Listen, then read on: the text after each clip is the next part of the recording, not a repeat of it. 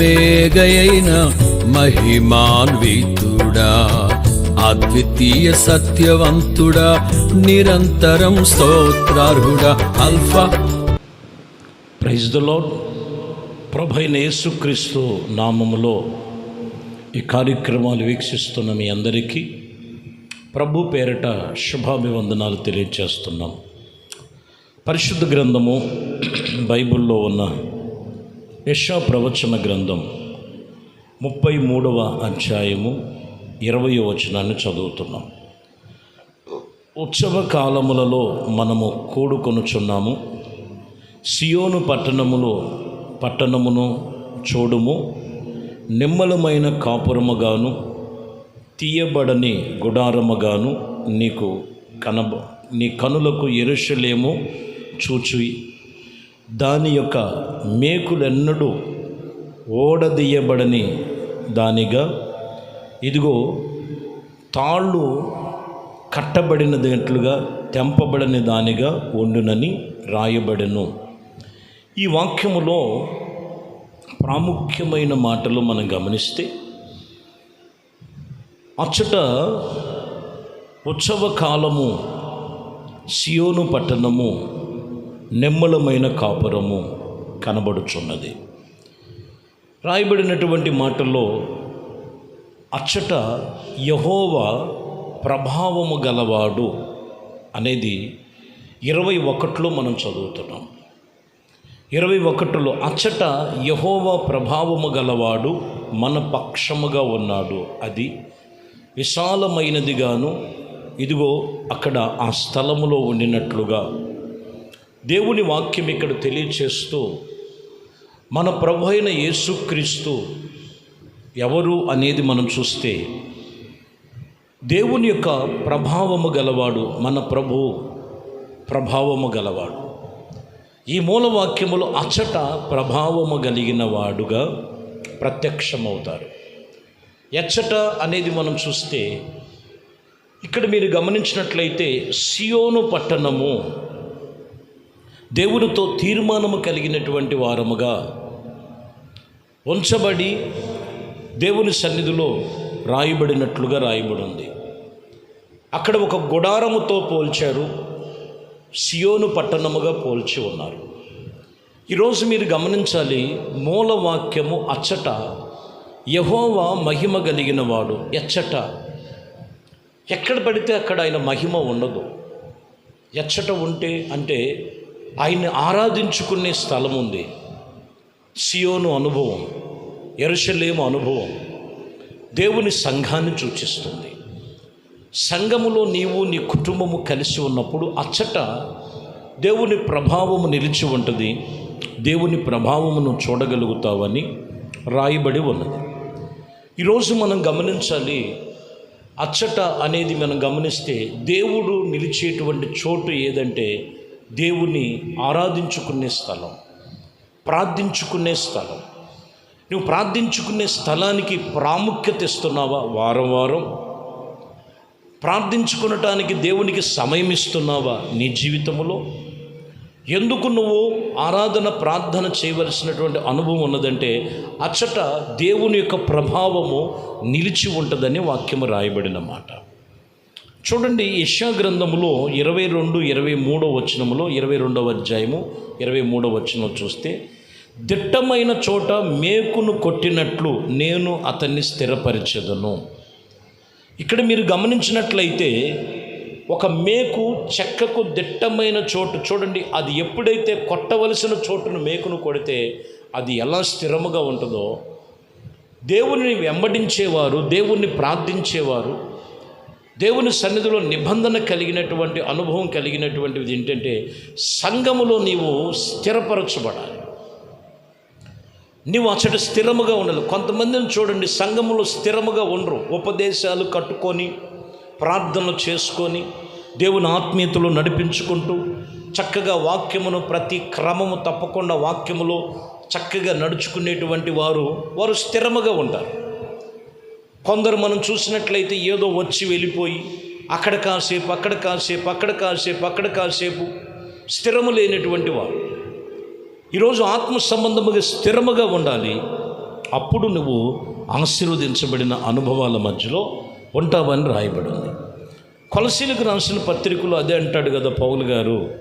మొదటి అధ్యాయము 23వ వచనంలో మనం చదివితే అక్కడ అన్న మాట, పునాది మీద కట్టిన వారు స్థిరముగా ఉండాలి. మీరు గమనించాలి, పునాది మీద కట్టబడిన వారు స్థిరముగా ఉండాలి అంటే నీవు సంఘములో మొదటిగా స్థిరముగా ఉండాలి. పునాది బేస్ యేసుక్రీస్తు మనకు ముఖ్యమైన మూలరాయి అయి ఉన్నారు. అదే ఇదిగో పునాది కలిగినటువంటి ఆయన సంఘములో, ఆ సంఘములో మనం కట్టబడాలి స్థిరముగా ఉండి.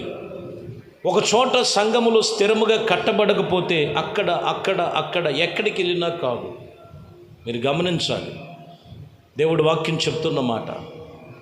ఆత్మీయంగా ఉండి దేవుని సన్నిధిలో దేవుని వాక్యము సెలవిస్తున్న మాట స్థిరముగా కట్టుకోవాలి. చూడండి, కొన్ని అవకాశాలను బట్టి బాప్టిసాలు తీసుకున్న చోటు, ఉపదేశముల చేత నడిపించిన చోటు, దేవుడు నడిపించినటువంటి నీ చోటు అక్కడ విడిచిపెట్టేసి ఏం పర్లేదండి కాసేపు అక్కడికి వెళ్ళిపోయి అక్కడేదో కాసేపు ప్రార్థన చేసుకుంటే అక్కడ దేవుడు లేడా ఇక్కడ దేవుడు లేడని కొంతమందికి ఈ కొన్ని కార్యక్రమాలు, కొన్ని విషయాల్లో మీరు గమనించినట్లయితే సంఘములో ఒక చోట స్థిరముగా ఉండాలి. ఆత్మీయ తల్లిదండ్రులకు లోబడినటువంటి అనుభవాలు మనము ఆత్మీయతలో నడిపించిన వారిని మర్చిపోకూడదు. ఏ విషయంలో కూడా ఇక్కడ అదే అంటున్నాడు, పునాది మీద కట్టబడిన వారైతే స్థిరముగా ఉంటారు. ముందు పునాదే లేకపోతే ఇంకెక్కడ స్థిరంగా ఉంటుంది? ఎప్పుడు పడిపోద్దో తెలీదు, ఇప్పుడో కాసేపు అన్నట్టుగా ఉంటుంది.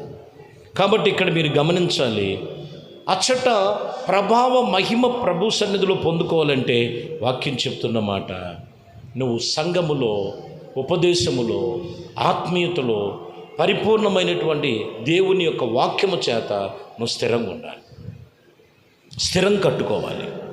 లూకాసు వార్తలో 6వ అధ్యాయం 19వ వచనంలో, ప్రభావము ఆయనలో నుండి బయలుదేరి అందరినీ స్వస్థపరచుచూ ఉండెను కనుక జనసమూహం అంతా ఆయనని ముట్టవలెనని ఎంతో వారు చెప్పుకొనుచు ఆ ప్రాంతం అంతా కూడా ఆశ్చర్యంగా ప్రబరిల్లినట్లుగా రాయబడింది. చూడండి, ఇక్కడ మన కార్యాలు జరగాలంటే, అద్భుతాలు జరగాలంటే ప్రభావం ఆయనలో నుండి వెళ్ళాలి, ఆయనలో నుంచి రావాలి. ఆయన ప్రభావం ఎక్కడుంటుంది? ఒక్కటి బాగా గుర్తుంచుకోండి, సేవకుల చేతుల్లో కాదు, యేసుక్రీస్తులోనే ఉన్నది ప్రభావం. యేసుక్రీస్తు ద్వారానే సేవకుల దగ్గరికి వచ్చేది. సేవకుల్ని మనము యేసుక్రీస్తుని పక్కన పెట్టి సేవకుల్ని దేవుణ్ణి చేయొద్దు. కేవలము దేవుడు జత పనివారు, దేవునికి పనివారముగా సేవకులను ఉంచాడంతే. యేసుక్రీస్తు ఉంటేనే అక్కడ ప్రభావం కలుగుద్ది. ఆ ప్రభావం కలిగిన చోట్ల ఉంటేనే స్వస్థతలు కలుగుతాయి. అంతేకాని నాటిన వారిలో ఏమీ లేదు, నీరు పోసిన వారిలో ఏమీ లేదు. వృద్ధి చేసే దేవుడిలోనే సమస్తం ఉంది. సమస్తమును దేవుని ద్వారా మనము కలిగిన వారమై ఉండాలి. యేసుక్రీస్తు ప్రభావం ఎక్కడుంటుందంటే ఉపదేశములు, వాక్యము ఖండించి బుద్ధి చెప్పి సక్రమమైన మార్గములు నడిపించే చోటు ఆయన ప్రభావము కలిగిన చోటు అది. అపోస్తుల కార్యములలో 22వ అధ్యాయము 11వ వచనం నుండి మనం చదువుతున్నాం. ఆ వెలుగు యొక్క ప్రభావము వలన నేను చూడలేకపోయినందున నాతో కూడా ఉన్నవారు నన్ను నడిపింపగా దమస్కోలోనికి వచ్చి తిని. పౌలు గారు చూడండి, ఎన్ని సౌలుగా ఉన్నాడో, ఎన్ని ప్రయత్నాలు చేశాడో యేసుక్రీస్తు సువార్తను చెప్పేటువంటి అక్కడ సేవకుల్ని పాడు చేయాలని స్టెఫన్ని కొట్టించి, రాళ్లతో కొట్టించి, గుర్రాలతో తొక్కించి చంపించాడు. దమస్కోలో ఉన్నటువంటి వారిని పాడు చేయటానికి సౌలు బయలుదేరాడు.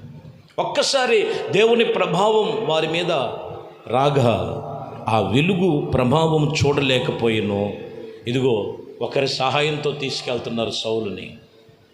ప్రియమైన దేవుని బిడ్డలారా, దేవుడు ప్రభావం ఉన్నది కాబట్టే ఆటంకాలను తొలగించి అవరోధాలను తొలగిస్తాడు ఆయన. ఈరోజు మన ఆత్మీయ జీవితంలో మన ఆత్మీయతలో మనం కట్టుకొని సంఘములో సంఘ సహవాసములో ఉండాలంటే ఆయన వాక్యం అనే వెలుగుతో ఆయన ప్రభావ మహిమ ఉంటే వ్యతిరేకమైనవి తీసివేస్తాడు, విరోధమైనవి తీసివేస్తాడు. ఈరోజు ఆ ప్రభావము కలిగిన చోటులో మనం ఉండాలి. ఆ ప్రభావము కలిగేటువంటి రీతిగా మనం నడుచుకోవాలి. ఆ ప్రభావములో మనము జీవించాలి. అప్పుడే దేవుడు సన్నిధిలో నీవు ఆ ప్రభావ మహిమ చేత నీవు నిలవగలిగి ఉంటావు. ఆ ప్రభావము అచ్చట నిలిచి ఉన్నదని రాయబడింది. ఎందుకంటే దేవుడు వాక్యం హెచ్చరిక చేస్తున్న మాటలు హెబ్రీయులకు రాసిన పత్రికలో 10వ అధ్యాయం 37వ వచనంలో చదివితే, ఇంకనో కాలము బహు కొంచెముగా ఉన్నది, వచ్చువాడు ఆలస్యము చేయక వచ్చుచున్నాడు. నా యొద్ద నీతిమంతుడైన వాడు విశ్వాస మూలముగా జీవించును గాని అతడు వెనకకు తీసిన ఎడల అతని యందు నా ఆత్మ సంతోషముగా ఉండదు. అతను ఇదిగో అయితే మనలో నశించుటకే వెనకకు తీయవారము కానీ ఆత్మను రక్షించుటకు విశ్వాసము కలిగిన వారమై ఉన్నామని రాయబడు. నశించిపోవటానికి వెనకకి తీస్తున్నారు. ఏ విషయంలో వెనకకి తీయద్దు. దేవుడు అన్ని విషయాల్లో కూడా ఇదిగో నిన్ను రక్షించటానికి అని ప్రభు చెప్తున్నాడు. ఆయన ప్రభావము నిన్ను రక్షించటానికి. దేవుడు చెప్పిన మాట నువ్వు ఎక్కడ వెనకంచి వేయద్దు. వాక్యములు రాయబడిన మాట అచ్చట మందిరాల్లో, అచ్చట ప్రార్థన చేసే స్థలములో, అచ్చట దేవుని యొక్క ఉపదేశములో, అచ్చట అనేది మీరు గమనించినట్లయితే పరిశుద్ధుల సహవాసములో అచ్చట ప్రభావము నిలిచి ఉన్నప్పుడు వెలుగు కలుగుద్ది, స్వస్థత కలుగుద్ది, రక్షణ కలుగుద్ది, విడుదల కలుగుద్ది. అది దేవుని యొక్క ప్రభావము వలనే. ఆ ప్రభావము ఉండే చోటులో నీవు నీ కుటుంబం ఉండాలి. అప్పుడే నీ మీద నీ కుటుంబం మీద ఆయన ప్రభావం మెండుగా దిగిరాగా సౌలుని పౌలుగా ఎలా మార్చాడో నీ కుటుంబంలో ఉన్న ప్రతి ఒక్క సమస్యను ఆయన మార్చగలిగిన వాడు. ఆయన కృపలో నిన్ను స్థిరపరచగలిగిన వాడు. దేవుడి మాటలు మన జీవితంలో నెరవేర్పు జరుగునుగాక. కళ్ళు మూసి ప్రతి ఒక్కరూ కూడా ప్రార్థనలో ఏకీభించండి.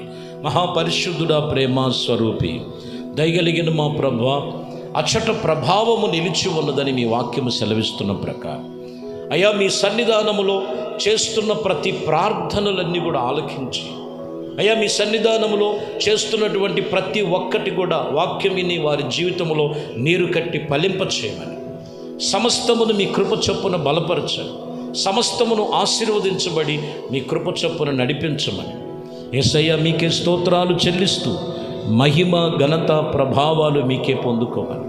నజరేయుడైన యేసుక్రీస్తు నామములో ప్రార్థించి వేడుకొనుచున్నాము తండ్రి, ఆమేన్. ప్రభు మిమ్మల్ని దీవించి ఆయన మహిమ చేత కృపలో నిలిచి ఫలించుదురుగాక. ఆమేన్.